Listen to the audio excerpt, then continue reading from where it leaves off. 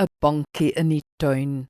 Psalm 8 verse 4 en 5 sê: Wanneer ek na u hemelruim kyk, die werk van u vingers, die maan en die sterre wat u gevestig het, wat is 'n mens dan dat u aan hom dink, 'n mensekind dat u aan hom aandag skenk?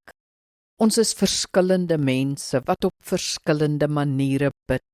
'n Plek waar elke gelowige maklik bid, is in die natuur.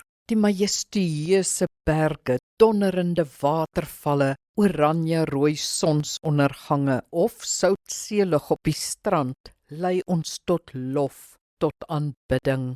Die besef dat daar biljoene sterrestelsels is, met biljoene sterre elk, maak ons nederig.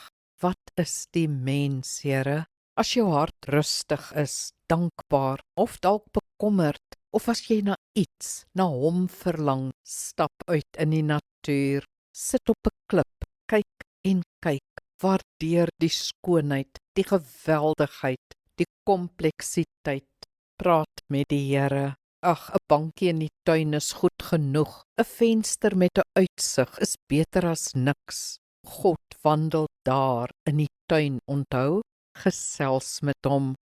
Kom ons bid saam. Wonderlike Skepper, in my hart is steeds die verlange om met u te wandel in die tuin, soos die eerste man en vrou. Dankie dat u wel by my kom aansluit as ek in my eie tuin sit of in die natuur loop.